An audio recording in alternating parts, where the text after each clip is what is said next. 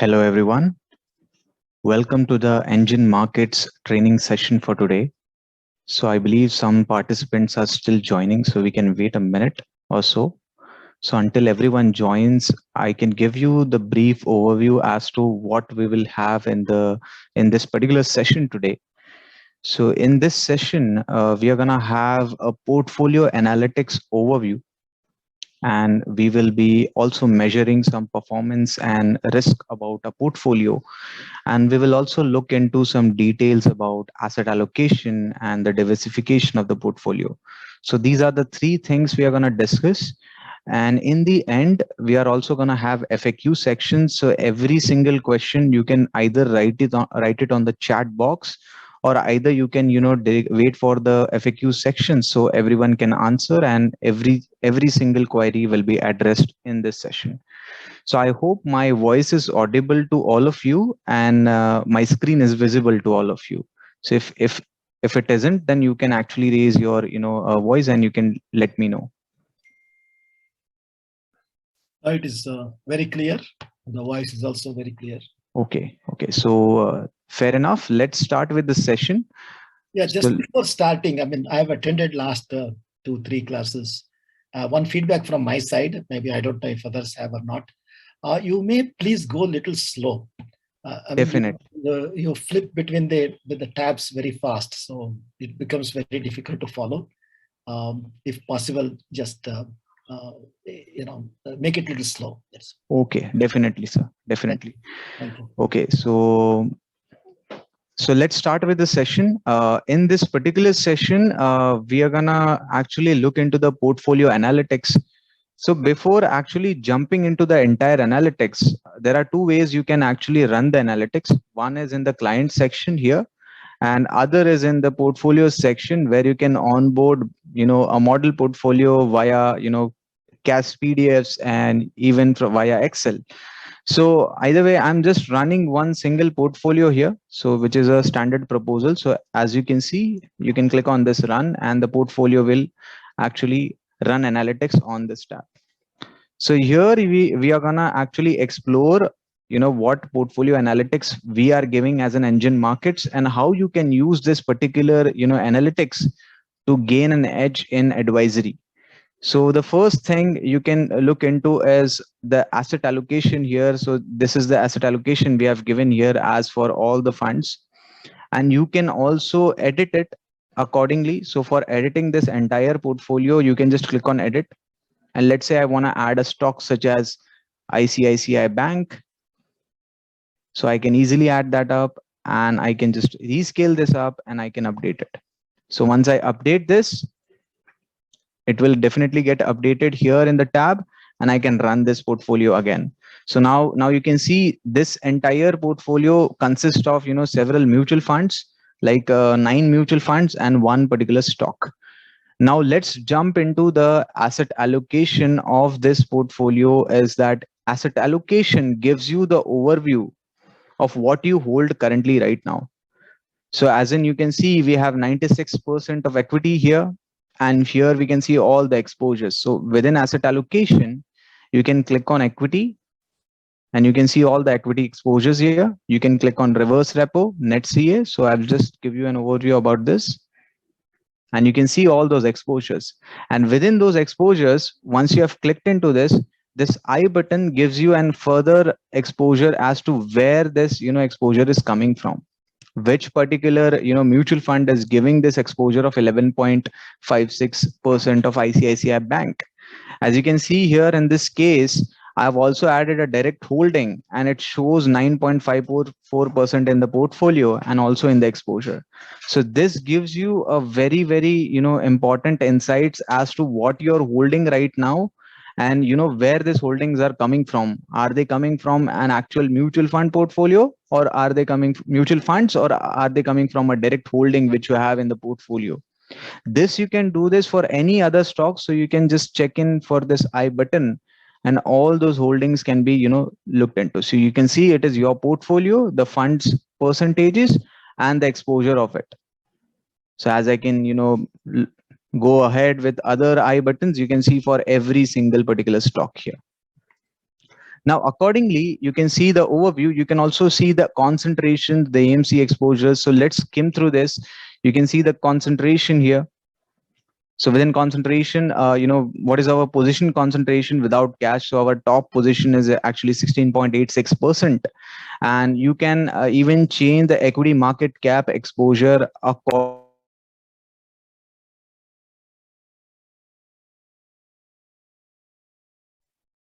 Click on this, and you can click on this equity exposures here. So as you can see here, we have a large cap exposure of 51%, mid cap of 34, and small cap as well.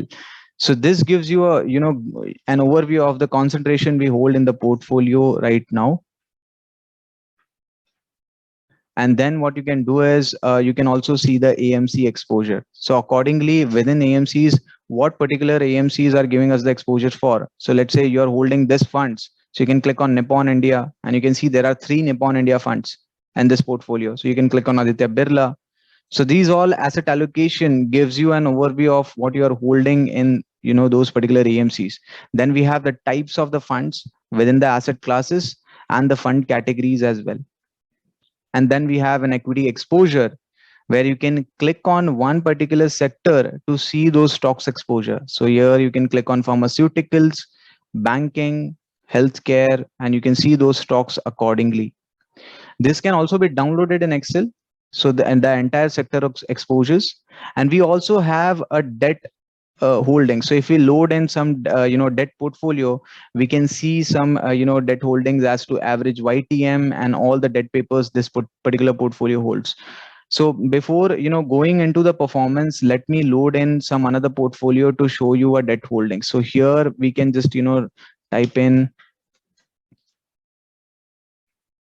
So as you can see, this particular portfolio I have loaded, and within the asset allocation, you can go into the debt tab here, and you can see here that this particular portfolio holds 18.62% in sovereign AAA equivalent, and you can see those ratings. You can see the average portfolio maturity, average yield to maturity, and then we have given the entire pool of debt securities given here. So the entire thing can be downloadable in Excel in a very concise format. So this is the entire asset allocation which you can look into when you actually want to analyze the portfolio. And then we also have a performance analytics.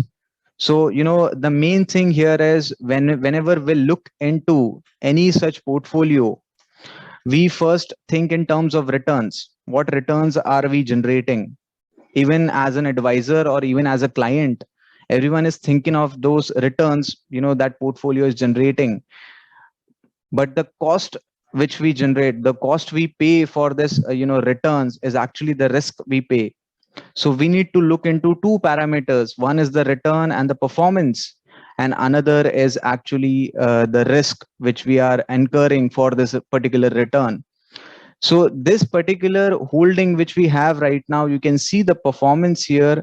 As of now, what you can do is you can click on a value. Let's say I click on a value of 10 lakhs. Then you can see accordingly that as of start date till this particular date, we have a accumulated value of 37.42 lakhs. And the risk, which annual risk, which is a standard deviation, which we are actually paying it for is actually this annual volatility given here, which is 8.12%. So this gives us an overview as to this particular performance according to the benchmark which we are paying for is actually this risk we are incurring for. And here within this, we have given a lot of statistics in performance. So here you can see the cumulative return, the CAGR, the annual return, annual volatility. We have given a Sharpe ratio here and the Sortino ratio. So this gives us an overview of the performance which we are actually incurring against the benchmark. And you can even change the benchmark here.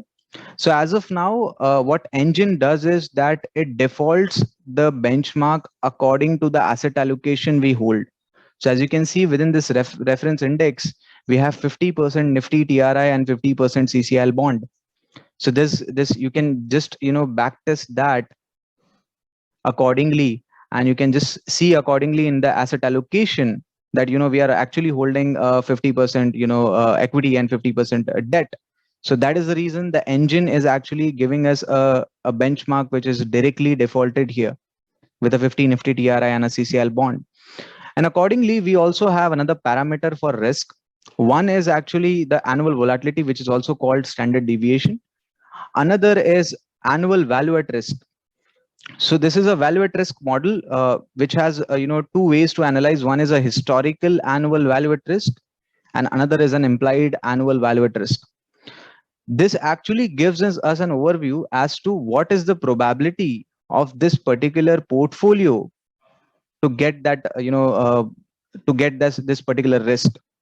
So as an example, if I type in 95, it means 100 minus 95 is a 5% probability. So there is a 5% probability that this particular portfolio named Rakesh Kumar will have an annualized loss of negative 12.40%. And now you can even change this confidence interval accordingly. So let's say I want to change the confidence interval till 99%. So now my probability is 1%, which is 100 minus 99. And my 1% probability of getting into a negative drawdown is actually negative 22.35%. So this is my worst case scenario. This is my tail end risk which I am undertaking to invest in this particular portfolio. So I'm keeping into this risk and I'm generating this particular return accordingly. So that's how you can analyze as an advisor that what particular risk are you undertaking. And this historical annual value at risk is based upon the historical performance, so the historical returns of this entire portfolio. Then we also have an implied. So implied value at risk accordingly works in a similar manner like historical annual value at risk. Similarly, you can also make it 99 if possible.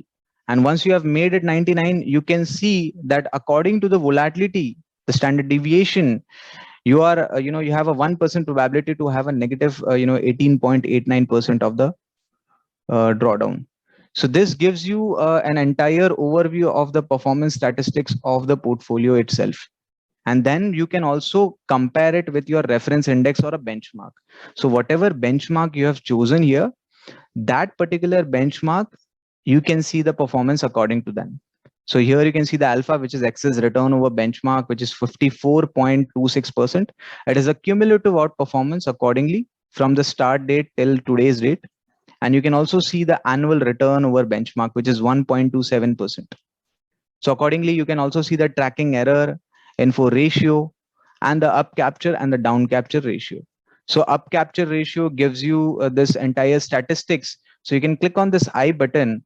So when the benchmark was in up months, how our asset has performed. Asset in the sense our portfolio. So as you can see here, within December 2009, the benchmark was 1.61%, and we had a positive 2.80%. So accordingly, we can gauge it up that our portfolio has actually outperformed the benchmark because it is above 100 as a parameter. And even in a down capture as well. So when a benchmark had down capture, how our portfolio has performed. So this gives us behavior of our asset according to the benchmark. So you can view it for every single month given year, the up capture and the down capture as well. And same thing, what you can do is you can also see the monthly chart here. So according to this, the monthly chart shows you the simple returns. So every single month, what are the returns that are generated? So let's say I'm just taking an use case for just this period. So you can see the monthly returns of every single month for this entire portfolio. And similarly, you can also check it out for the yearly chart as well. This is a point-to-point returns for the calendar year. So for 2010, the performance was positive, then it was negative, and I think we just had one negative underperformance in the year of 2011, and there is another one which is 2018. Others are all positive. So you can check if your portfolio has been given you a good amount of returns according to the yearly format. And this same charts gives you this similar statistics. So within the up and the down months, as you can see here in the up capture ratios, what are those, up months and what are those down months, and how many months we have calculated here. So the percentage is also calculated here, and you can see the average accordingly. So this is a monthly average. We have also given the volatility as well, and the best and the worst. Similarly, for the yearly stats, what were the up and the down years accordingly.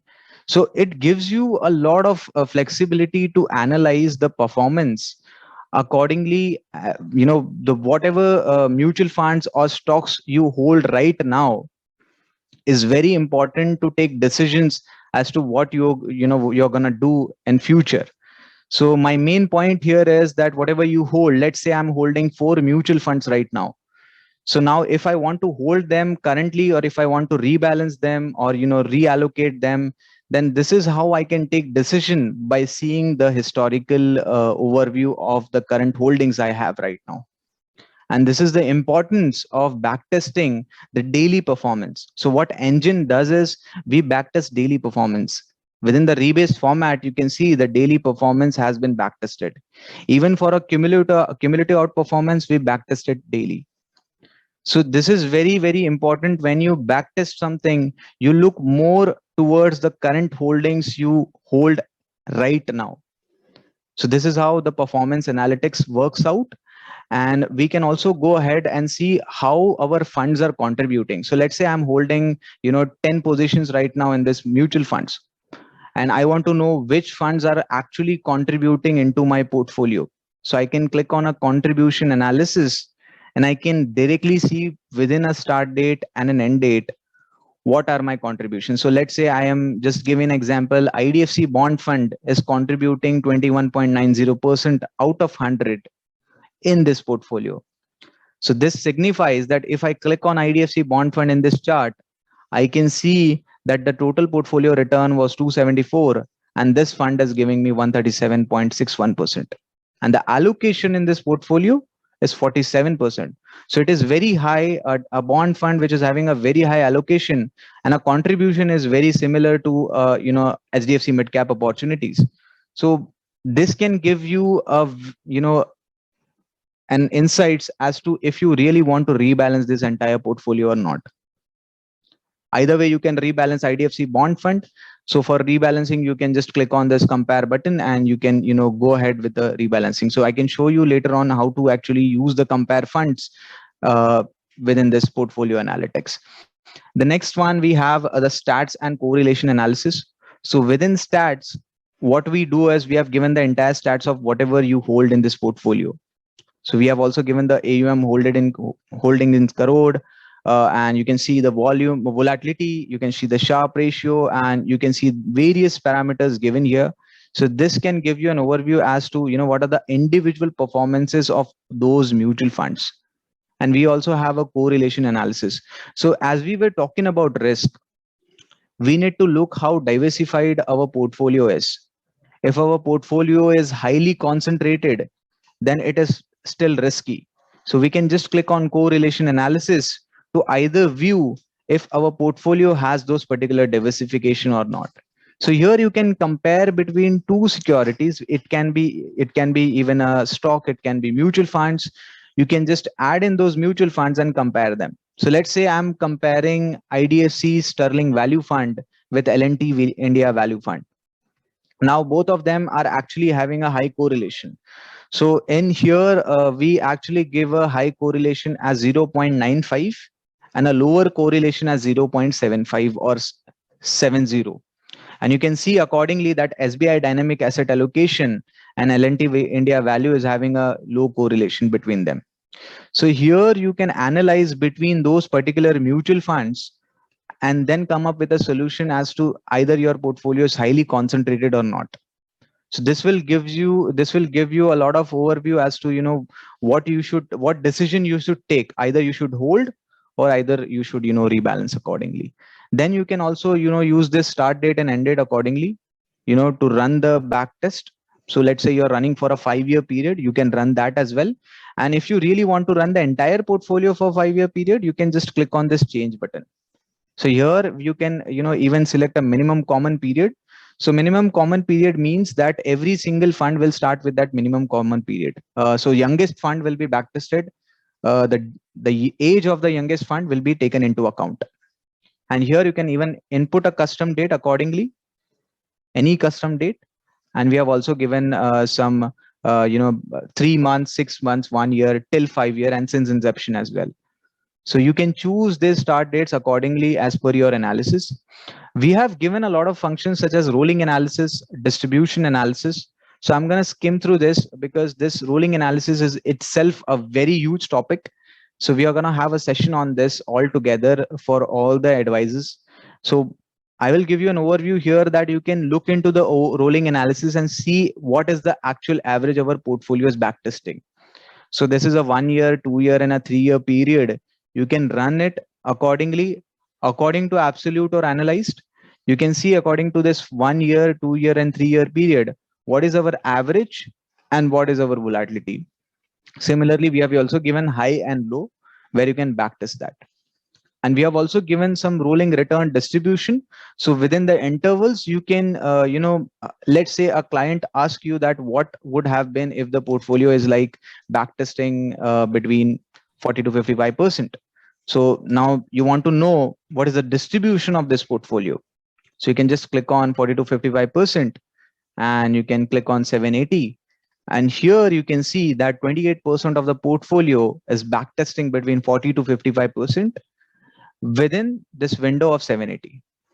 So you can change the window here, we have given here, and you can also change the window accordingly. So I can change it for 1300. So if I change it for 1300, you can see that entire thing can be changed to 1300. And even we have given a rolling volatility analysis where you can check the days, accordingly, the average volatility of the volatility, rolling volatility, and the highs and the lows. So similarly, we also have a distribution and the scenario analysis. So this is all about, distribution is all about the returns generated. I will just give you a brief overview as to how distribution is used. What you can do is you can, make it minimum interval such as let's say 10.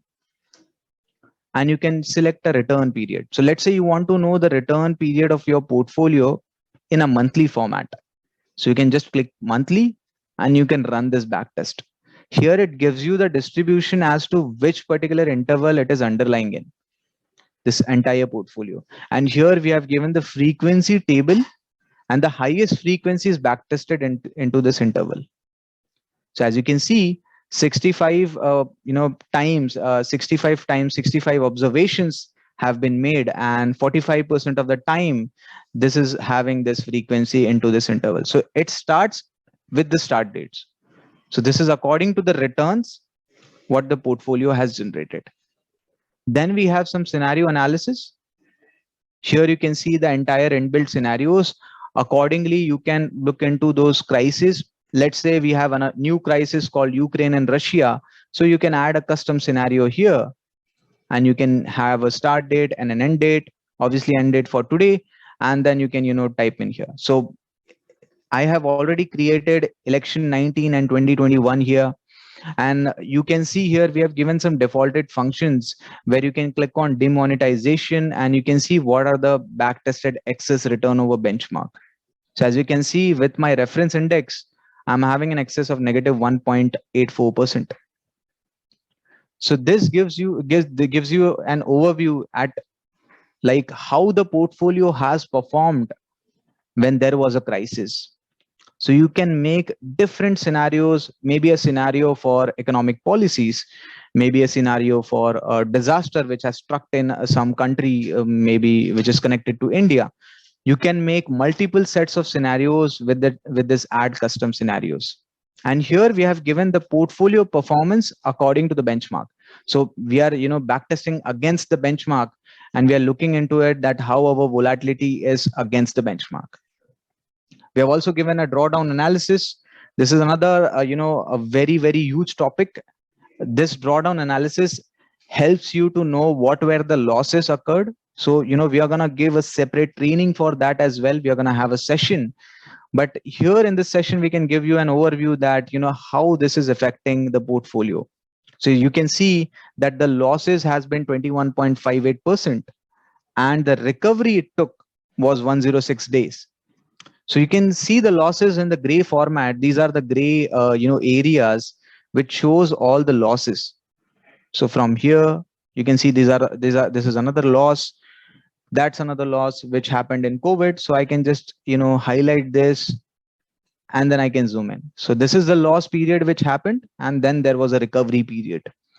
So within the recovery period, you can see those days to recover here. So the main purpose of this is when we look into the funds, the days of recovery is definitely high. And our main purpose is to, make lesser days to recover. So our portfolio can help the client to recover those losses faster. And that's how you can, look into this particular drawdown analysis. We can also, look into the beta analysis. So according to the benchmark, what is our relationship, and you can see that the beta is 1.00 and the correlation to that benchmark is 0.91, which is highly correlated. So this gives us an overview of portfolio analytics. So the main purpose here is that, whatever we hold right now gives us an ability to see the future as to what we actually want to take decision in. Either we are going to hold this entire portfolio right now, either we are going to rebalance it, or either we are going to discard this entire portfolio and start it all new. So that decision can be taken with this portfolio analytics. And we have also given several features where you can where I have already shown before that you can make a PDF report out of this. So, once you click on this button, a PDF report can be generated.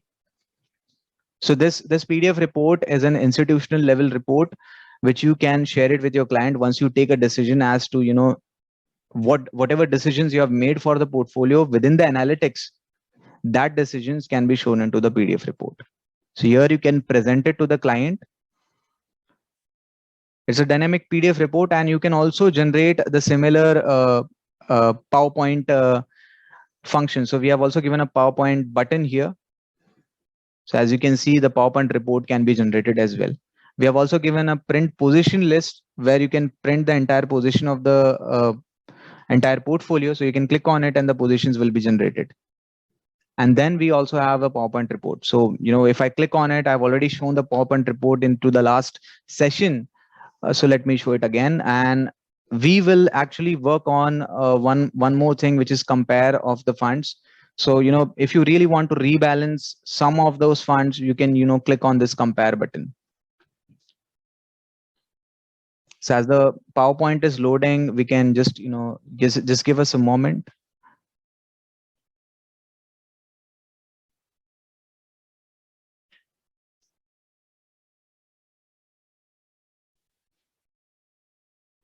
Okay, so I'll just show you the compare section first, at how to actually use that compare button into the portfolio analytics.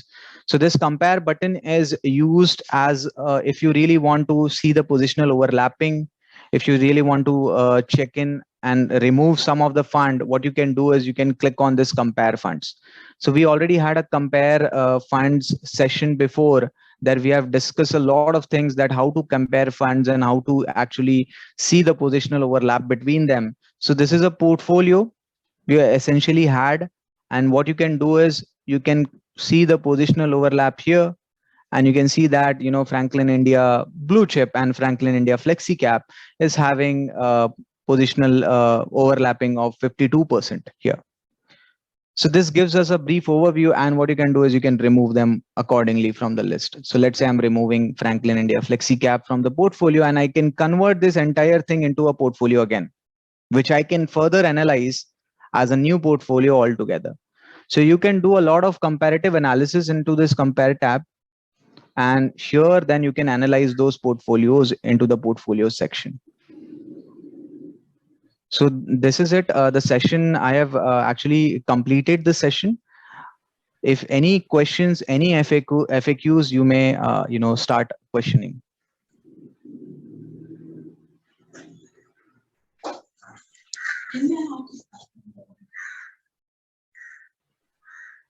Hello. Yes. Can we do it? Can we do it through cash statement? Definitely, sir. We can. Yes. Because sometimes there was an मतलब mistake हो उसमें different आता है portfolio. Okay. So correct, बिल्कुल नहीं होता, exactly नहीं होता. So, sir, that is definitely possible.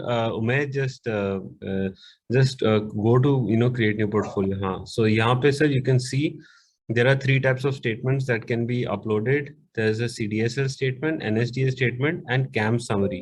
That we know, but the problem is कि correct नहीं आता information. Okay, so यहाँ पे usually see because there's a PDFs. Now Umesh, just go on the question mark for this so we can show them the format.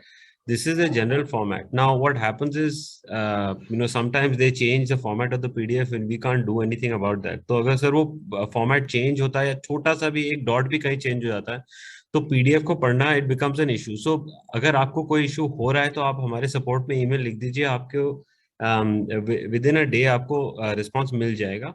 And तो कभी कभी क्या होता है कुछ फंड्स हैं वो रिकग्नाइज नहीं होते तो वो लोग हमें बताते हैं तो हम लोग अपडेट कर देते हैं. तो जनरली स्पीकिंग आपको ये कैम समरी जो आप बोल रहे हैं उसमें प्रॉब्लम नहीं होगी. अगर कोई होती है आप हमें मैसेज करिए.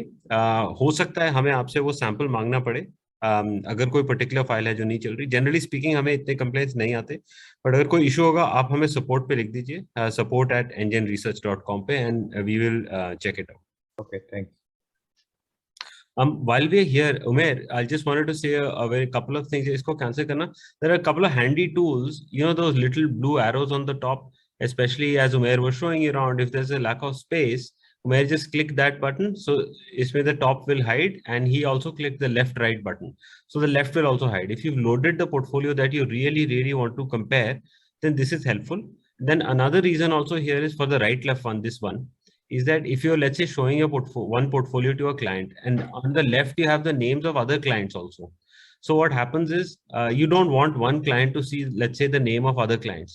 So you just load it and you quickly click this button and then it goes away.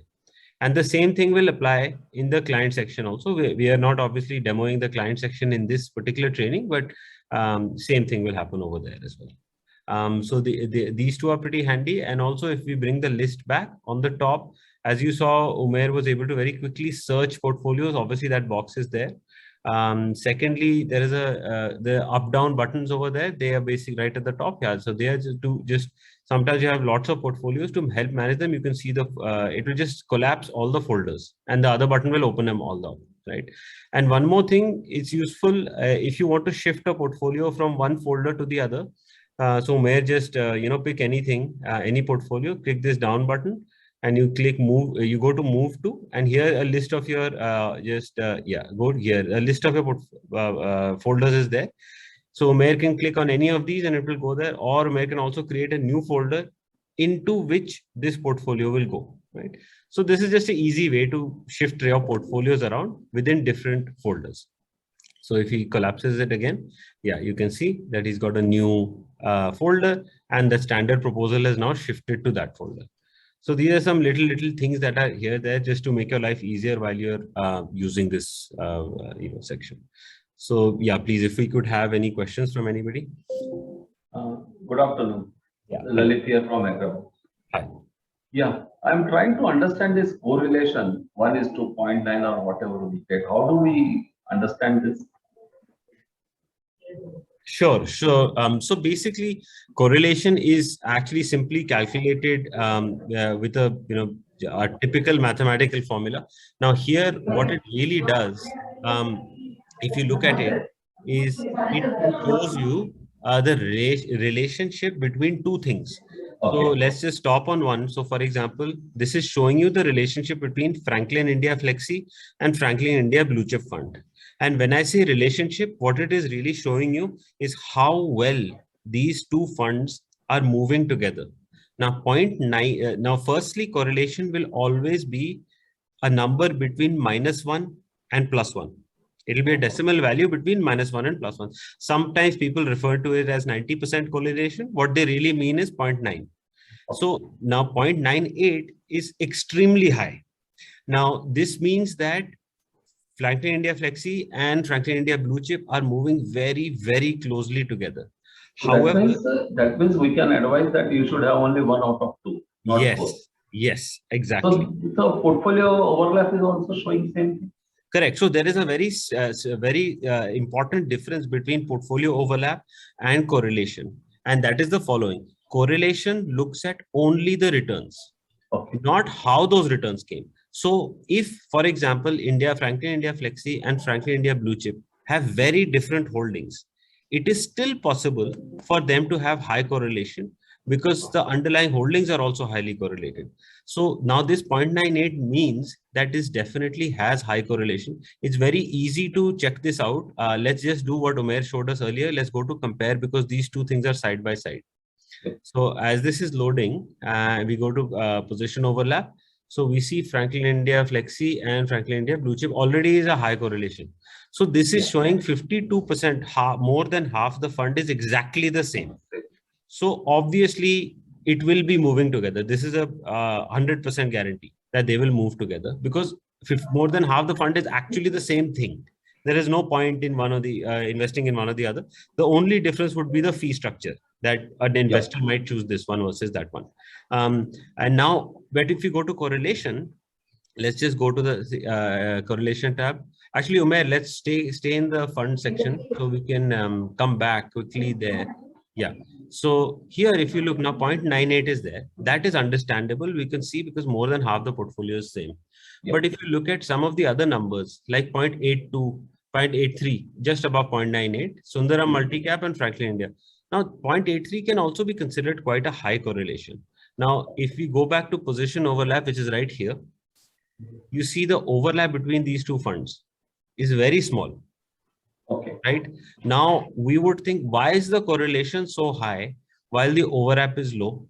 That is because the stocks that Sundaram Midcap is holding, and if you put those stocks and compare them against the stocks that the other Franklin, what is it called, Umair? Just go back. What is the second fund? Franklin India Blue Chip. Yeah. So Sundaram Midcap versus Franklin India Blue Chip, if you look at the individual stock they are holding, those individual stocks are actually highly correlated to each other. So overlap will not show that there is an overlap because one could be holding ICICI, the other could be holding HDFC. Now the overlap will show nothing because of that. But because large cap and mid cap both are different categories, so overlap will be definitely low. Yes, exactly. Category itself will change, but performance-wise, both will deliver same return. Yes. So here, one important thing I should point out that correlation is not affected by value of the return. So I'll give you a simple example. If you have one fund which goes up 1% and then down 1%, and then you have another fund which goes up in the same time period, goes up 10% and then goes down 10%. They will both have a correlation of 1.0, right? So correlation will not give you an idea that this one is going up 5%, so this one is also going up 5%. It is saying that over time, the movements are relatively proportional and very similar to each other. So that means the down days are going to be down days for both funds. The up days are going to be up days for both funds. They are not really providing you with any kind of diversification benefit. And this is mathematically and financially also known that if you have funds or any kind of investments which have low correlation to each other, it will improve your risk adjusted returns, which means you will get more return for the same amount of risk. So it is ideally better not to have very, very highly correlated funds in your portfolio. If possible. One second. I understand what you told me. High correlation to each other is not advisable. Yes. Okay. In a portfolio. In a portfolio, not advisable. Yeah.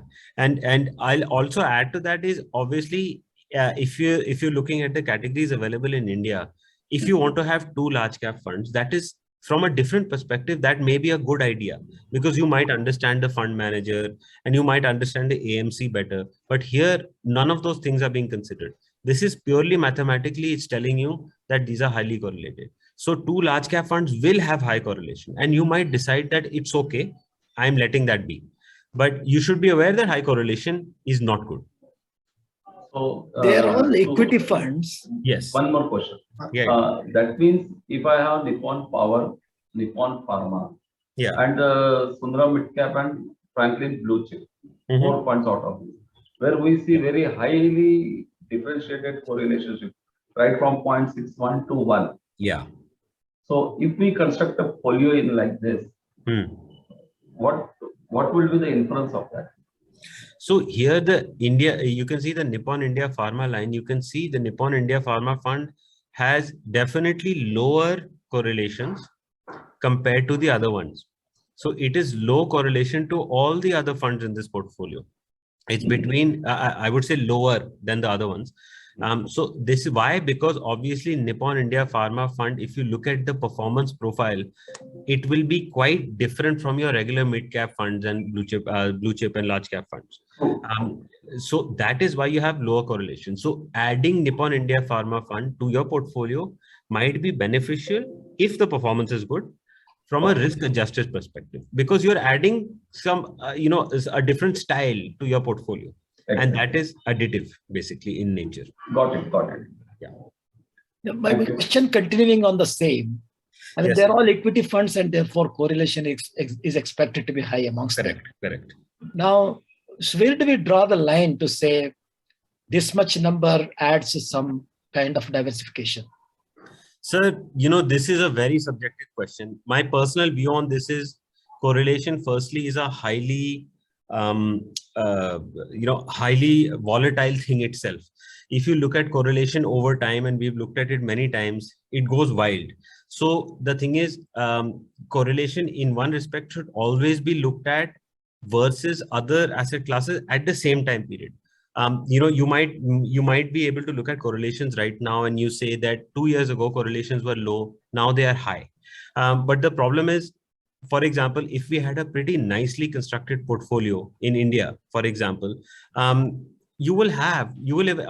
you're going to end up with some large cap funds in there, some mid cap funds in there, and they will have high correlation. But so that doesn't necessarily mean that it's a bad thing. So if we draw a line, for example, at 0.9, you might find it hard, to come up with a portfolio where you can't even insert one more fund, because that one fund has a 0.95, 0.94 correlation with another very good fund. So too much correlation doesn't necessarily mean bad. It is just something that one should always keep an eye on. If this whole chart is looking completely dark green, then I believe that's a problem. I'll show you a simple example.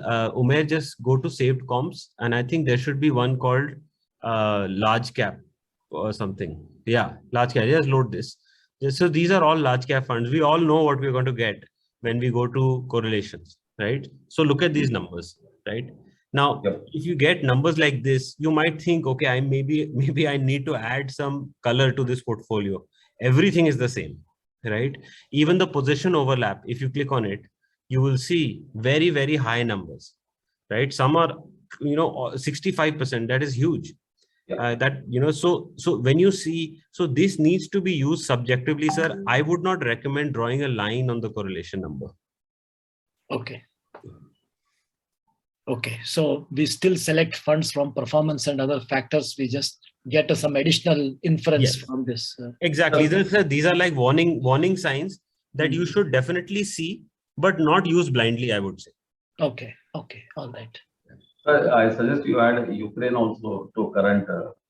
Yes, sir, we will. Sir, only thing is date we may get confused, because I may see some date. Let us have standard date fixed by you. Yeah, sir, we will definitely do that, sir. The only issue with that is, unfortunately, right now we don't know what the end date is of the crisis. I understand, but if we can have a running date, as of we can do that. At least you fix the start date. That we can. Yeah, we don't know how far it's going to fall also. Exactly, sir. And we don't know how long it will continue. So, yeah. So, are there any more questions? Hi, sir. I have a question. Hi, please. So, sir, actually, in this, in the first one, as performance, we have the chart. This a little below yearly chart. Yeah. Yes. So this will be our calendar year. Yeah. So this is showing calendar years, and also you might notice that if you compare the left monthly to the right yearly, the yearly we have set point-to-point returns. So in this case, we specifically changed it In the monthly chart, we're using simple return. So in this here, when he says 2012, it means 1st January to 31st December. And again, I will specify when I say 1st January, the return of 1st January is also considered. So actually the dates in this particular bar that Umair is highlighting, it is 31st December 2011 to 31st December 2012. Okay, so inclusive of the last date. Also, and the first, yes. Okay. Yeah. And I actually wanted to understand the one fund. So the fund name is DSP Natural Resource and New Energy Fund. Yeah. So in that, can you just open that Sure. that fund? Let's just open that DSP. Yeah. Yes.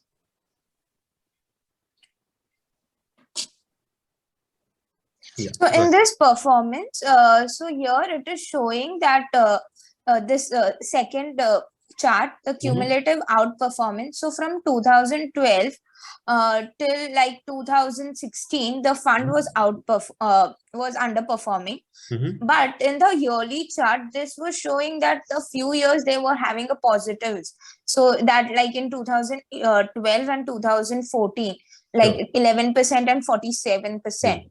So how should I understand what does this mean? And above in the first chart also, first graph, where they have been underperform compared to the index. So just wanted to understand this part. So here the chart, the cumulative outperformance chart is showing you a line which is quite simply fund minus benchmark. So the red portion, the first red portion that you're seeing here, that is a portion, yes, this one, that is a portion where the fund was below the benchmark. It doesn't mean that the fund itself was down. On the yearly chart is showing you the performance of the fund only, right? So as you're talking about this, I think I'm realizing maybe we need to show the benchmark bars here as well, along with the years.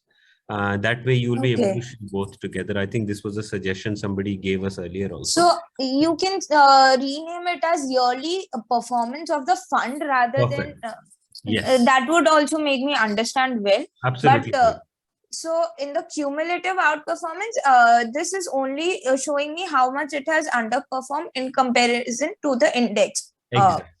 Exactly. Okay, so in this, I just wanted to understand more in detail that how could I understand well in terms of like performance over index. So if you could help me out in this. Sure. So here in this, when you're looking at a fund, same thing applies for a portfolio. This chart is basically when is the red portion or the blue portion. Basically, if you look at the recent blue portion, this means that recently the fund has been beating the benchmark. Although before that it was down, down as in down against the benchmark. So here, even if you just Umesh, scroll up a little bit so we can see the pure charts here. So here you can see, generally speaking, right in the end of the chart, you can see the benchmark is down and it looks like the fund is down a little less, in which case this particular fund is outperforming Nifty TRI. That's why you have the blue portion. Now in the stats, you can see that over the entire period, that complete total return that this fund has given over Nifty TRI is 67% on an absolute basis. Below that, you can see annual return over benchmark. That is basically annualizing this number, but over the time period that we are seeing from 2010.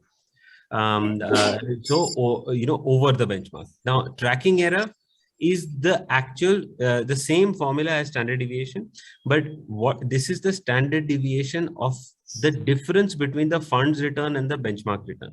So this is basically taking the fund minus the benchmark, and by minus basically how much more or less is the fund doing versus the benchmark, and the difference we are considering on a daily basis. Today, how much is the fund do versus the benchmark, tomorrow, day after, etc., etc. We create a time series of that. That is the time series that you see plotted on the chart on the left. And this 12.38 is the volatility of that number. That is the tracking error. Now, generally speaking, if you're looking at performance-based funds, this number may not be useful. This, as its name, tracking error, it is best used for things like index funds, because their entire purpose of index funds is to track an index. So this, in fact, their purpose, the manager of that fund, that person's purpose will be to minimize the tracking error as much as possible, because what they want to really do is give the investors the return of the index through the fund. So that tracking error is most useful for that purpose. Same thing goes for information ratio, because information ratio is something that is calculated using the annual return over benchmark and dividing it by the tracking error. So it's similar to Sharpe ratio, but in this case, it actually gives you a risk-adjusted measure to calculate, to understand how the fund is doing versus the benchmark. And then finally, you have up capture and down capture ratio. So we are, for these particular slightly kind of less streamlined, less commonly used so stats, we'll have a different session where we go through each one of them. We will open up Excel and show you how we calculate them, so you can match them up and also see the methodology also. Yeah, hi. So in this only, I have a continued question. So in that above, can you scroll up a bit? So here they have actual NAVs also beside this fund performance. So how would this make a difference? Actually, so this is just if when you're hovering on the chart, okay, you'll be actually able to see so on the blue line, you may just hover somewhere on the blue line, you can see this starts at 100, right? And then it goes on from 100.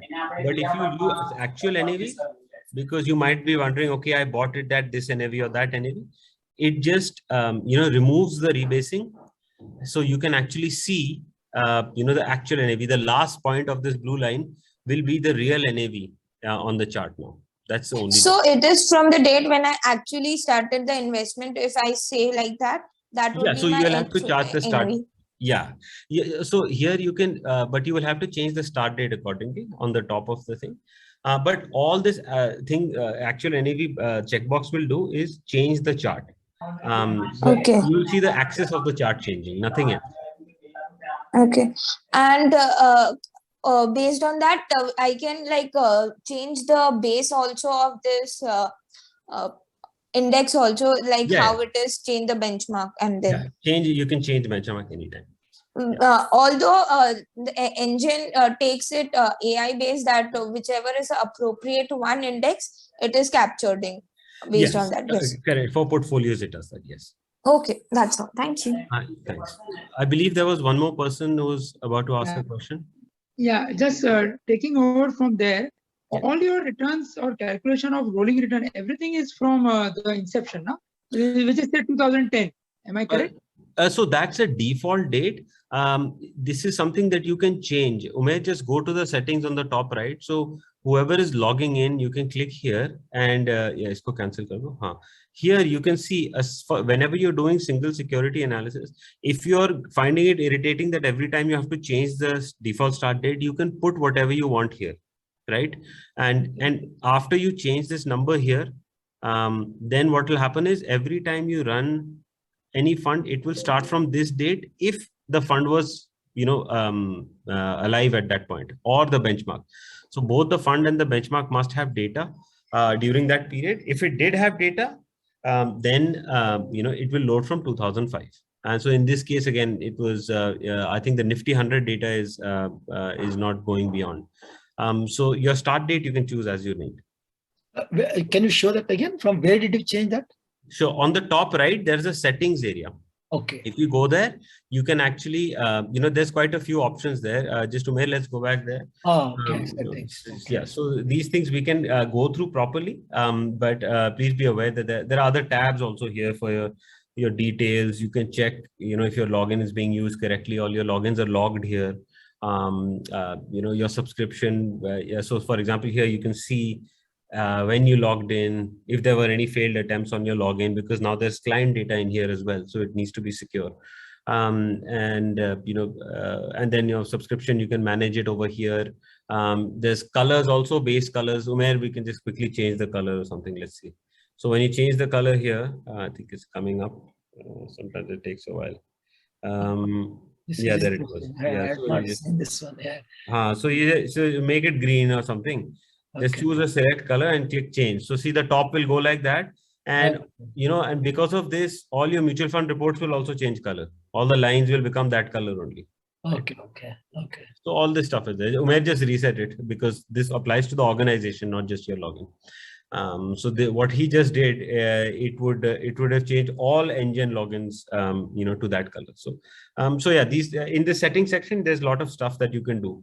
Of course, we will have a session with that as well. And I think you had explained implied volatility. If you can just explain again. Yeah, sure. So implied volatility. Did you mean implied value at risk, or were you? Yeah, implied value at risk. You're right. Okay. Perfect. Okay. So basically, when we look at those two VAR numbers, this historical VAR and implied VAR. Historical VAR, as Umair correctly explained, it is based on the returns of the fund. And if you want to kind of see how it's actually calculated, it takes every single daily return over the time period. Then it sorts them from the largest to the smallest. And then it takes the worst 5th percentile. So just in the same way that we do percentile on our exam results, it's the same thing, but at the bottom end rather than the top end. So this 22.94% is an annualization of the 5th percentile daily return. Hence the 95 VAR. 95 translates to 5 because of 100 minus 95. So the historical annual percent VAR means that there is a 5% chance that you will have this annual loss. That is what it really means.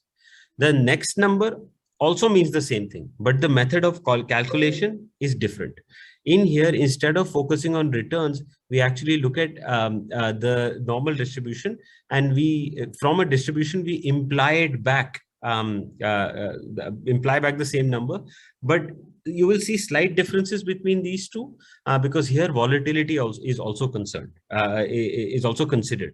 In the first number, historical volatility is not considered, pure returns are considered.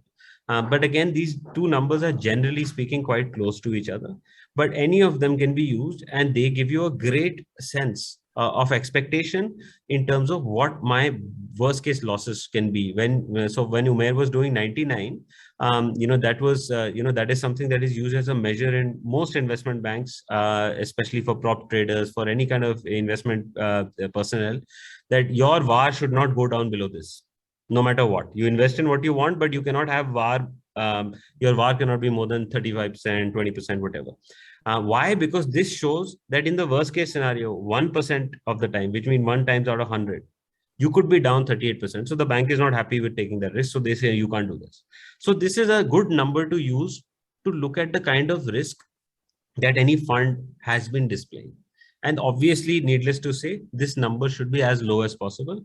And this number is there in all the compare screens. This number is also there in the screener. You can very easily sort, for example, you can sort large cap funds based on their VAR. And you can see which is the lowest VAR large cap funds.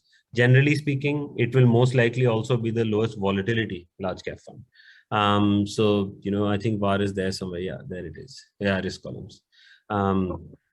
So which is better tool to use, implied VAR or historical VAR? So it depends. Again, this is more subjective, just like the correlation question. So I think both need to be looked at. But again, the implied VAR will take into account volatility as well. If you do think, if as an advisor you believe that volatility is important as a measure, then I would suggest you look at implied. But again, if you don't care about volatility for whatever reason, you might be where the investor doesn't care. They're invested for 3 years and they just want a return, and they don't care how bad the path may be. Then you might look at historical also. But both of them, as I said, will not be very different. And you can see there's a marked difference between the worst VAR fund and the best VAR fund. I think the best VAR is minus 19. Let's see how bad it gets when you go down. It goes up all the way to 34. Right. So this is, purely from a risk perspective. I don't know, maybe JM large cap is performing much better than principal, but when it comes to risk, principal is definitely showing less risk. It looks different. 10% between implied and historical. Yeah. It's around 10% maximum. The difference, right? Yes. Yeah. Approximately 10% on an average. Yeah. And to be on safer side, we can take a median, which will capture both historic as well as implied. That's right. Thanks a lot. Yeah. No problem. So you said there is a daily returns stacked and then the bottom 5%. Yes, absolutely. Percentile. In fact, sir, if you want to do it, very easy to do it in Excel. You can just use any of our fund screen, download the fund from using the CSV button. The return is already calculated there. All you have to do is use the percentile function in Excel, and then you have the number. I don't know here if it will exactly match or not, but Umair, let's just do it. Might as well, and then we can. I hope there are no other questions because we don't want to take so much time. I have a question. So यहाँ पे just do percentile and just select the entire column C. Yeah, so just D. Yeah, just go here. Yeah, and just do equals percentile. Okay. Percentile. There it is, percentile. Acha, they've changed all this. Chalo dekhte hain kya hota hai. Just select column C. Yeah. So just close the. Acha, nahi, isme they need an extra parameter. I think they've changed the. Yeah. So sir, there's a. We'll find out and let you know. Maybe. Let's see if that one works. Yeah, it will work. I have a small question. Yeah. Please go ahead. We'll find out later. Sorry. Analytics are very nice. Yes, sir. I just want to know so much detail. Yes, what kind of clients we can really apply it. So, sir, So, sir, 20 here, lakhs, 50 lakhs, 1 crore. Yeah. So, So we cannot go into so much depth for a smaller clients, no? Understand, sir.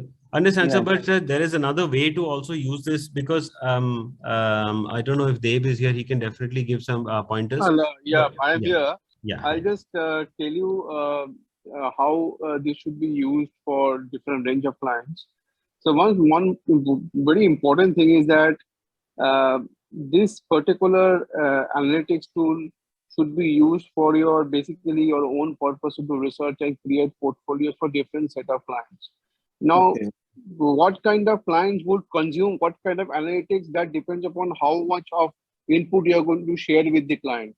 If you have a client which is going to give you a 5 crore check, of course you need to give a very detailed analytics and make him understand that why he is putting that money into your one of your portfolio. If your client is not investing that much of amount, or he is not bothered about any deep analytics, probably you can just share your portfolio and give a brief reasoning of why you are selected this portfolio and selected certain funds. And that should be all when you are talking to that lower end of the customer, clientele. But you have a higher top end client. Definitely, when you are taking a higher amount of check, they would definitely, out of my personal experience, I know how much detail they go through, and they would like to understand each and every investment in detail. And then though they don't shy away to understand the analytics in detail. And there, this tool becomes very, very helpful. You can open your laptop, you can open your tablet in front of the customer. Customer would understand, oh yes, so this is the reason. And if you are thorough about the analytics, if you are thorough about this tool, I'm sure the client will blindly trust you and give you the check. Right. This analytics in detail will not to be explained to the customer who is in the lower end. He would just be very happy with the PDF reports and that sort. Yeah, he won't understand as soon. It will be very. No, you don't. I mean, you should not waste your energy also to explain this, because you are running an advisory firm and not a trading institute, right? So you need not to educate the customer, whosoever it may be. You will have to just make sure that the investments are falling in line to the kind of risk appetite that he has. And if you are managing that way, nothing more than that should be explained to the customer.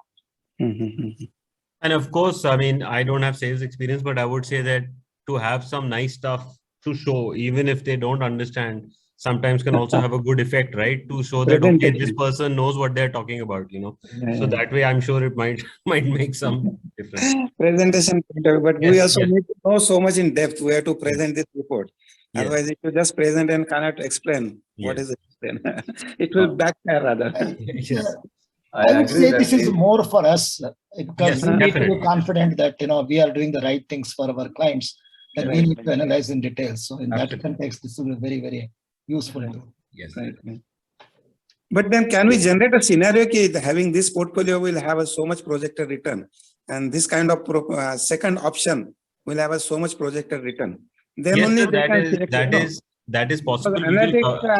At certain end, it is just jugglery or whatever you call it. Not a good word, jugglery, but something just so much in depth. But after all, is important is how much return I am going to get from this portfolio and this portfolio. Yes, and if you have a distinct chance, you will generate better return from this portfolio for a HNI person. Then of course, this is all at the back end. So this functionality is available. We will definitely cover this in detail in another session, but we can show you that you can click this compare to portfolio section. This is extremely useful. You can put the client portfolio on one side, your suggestion on the other side, and side by side show the customer that, look, if you go with what my suggestion is, things can be much better. So this thing we will go over it properly in a different session. Right. That will be very easy actually to interact with them. Yeah, what you are saying is we can have our standardized portfolio. Vis-a-vis we can import the client's portfolio through CAS and show the difference, whatever it is. Right. Absolutely. Yeah. That's what we can do. Okay? This is the standard practice. What we do, this is our standard portfolio which we are giving to our clients. And let us compare my standard portfolio with your existing portfolio.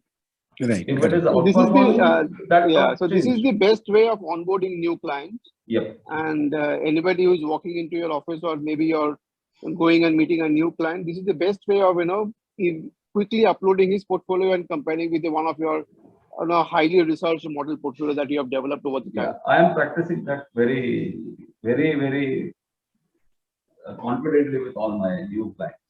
And the success ratio is almost on 90%, and rest 10% are still thinking whether I am doing right or wrong.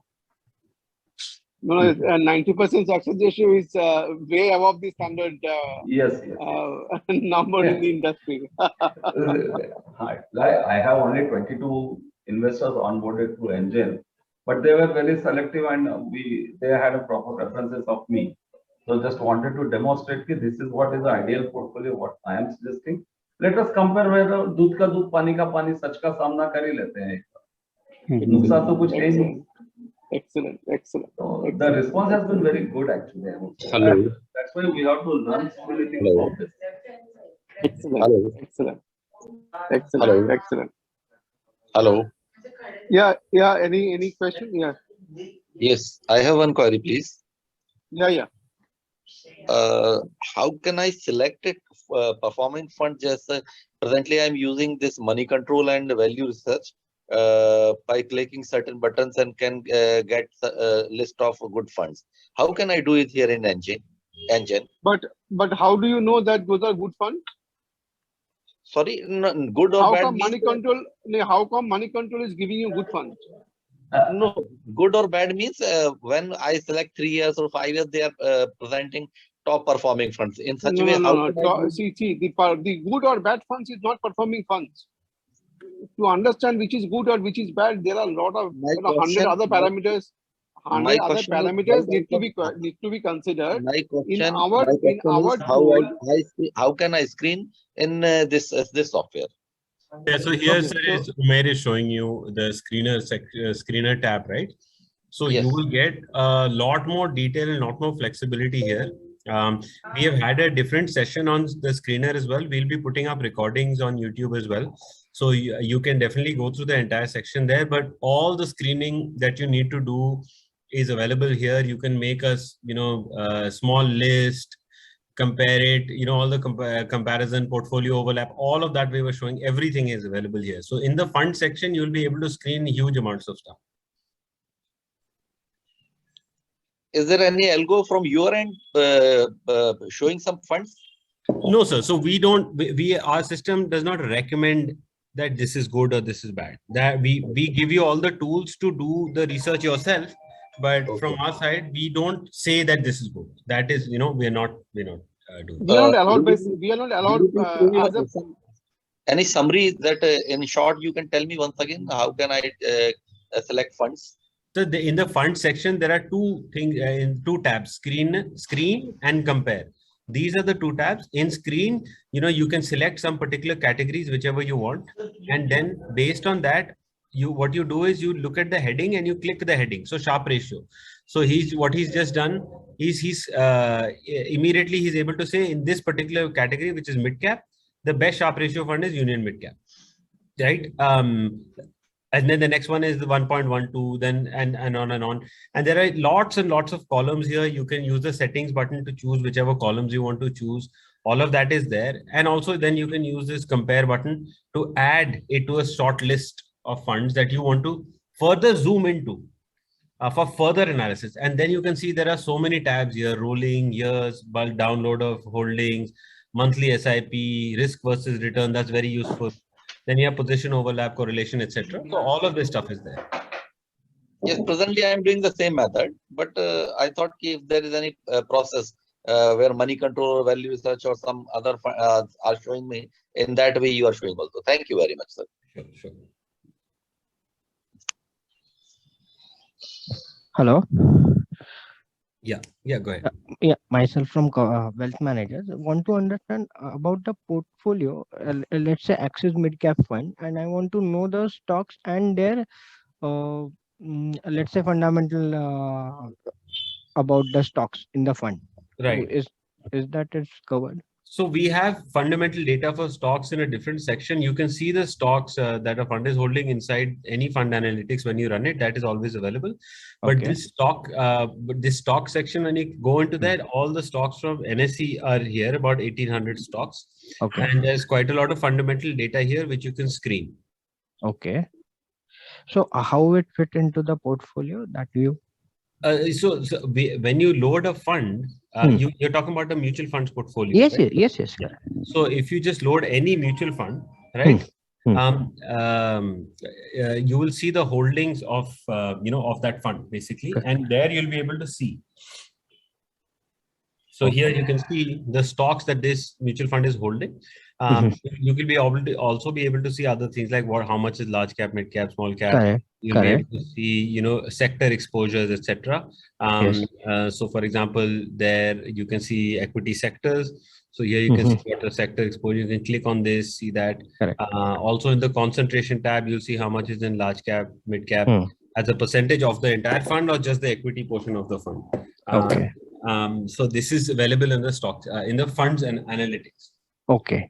And sorry, also one more thing, you can see how the position of these stocks or the sector has changed over time on this. That is the weight or returns? Weight. Okay.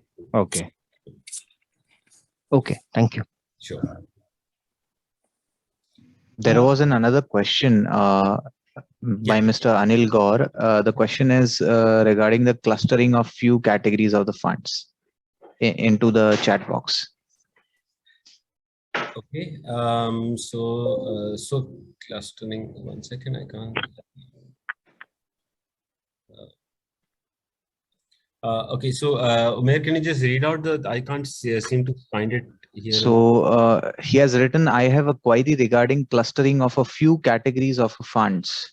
So Anil Gaur sir, can you just narrate which categories? Yeah, one thing you can do is go to the screener in the fund section and select categories. So this is one thing I can think of is you can select more than one category here. So you can create a cluster of categories and then analyze that cluster of categories in one place. That is definitely possible. I don't know if that's what you were asking, sir.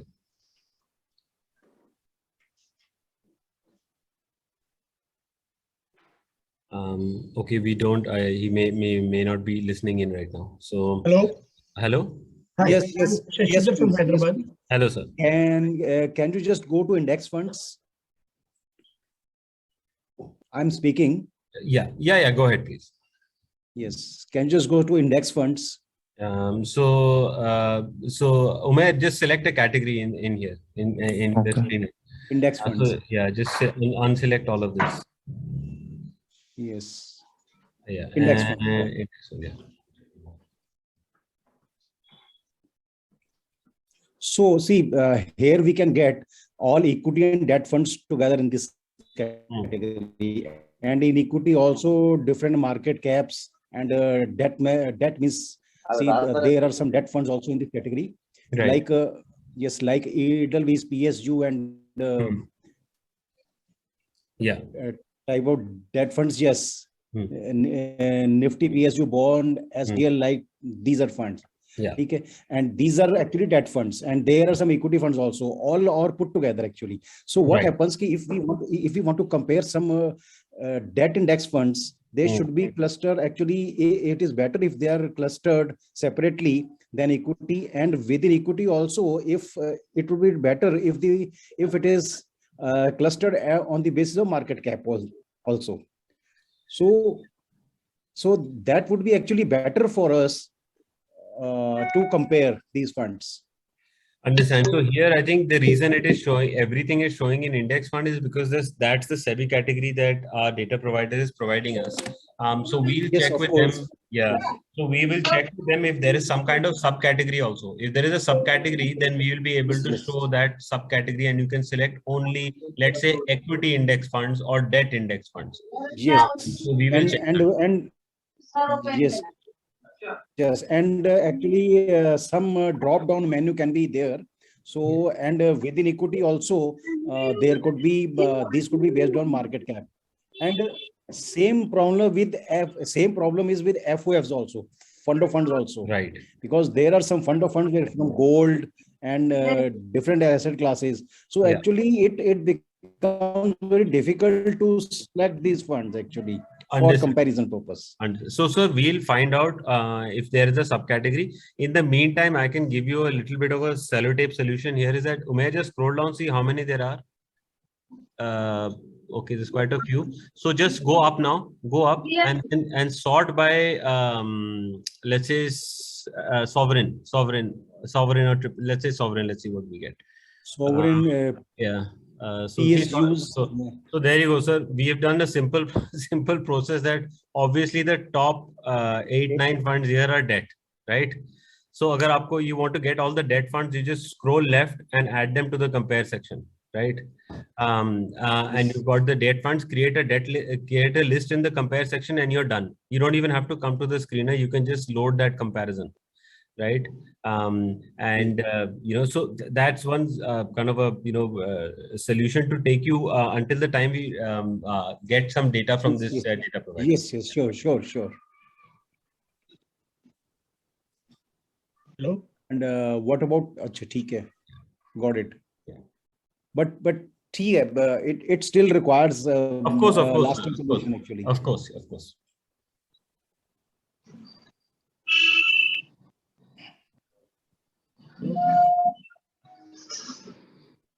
Any other questions by anyone? Yeah. I have a small question. Yeah, please.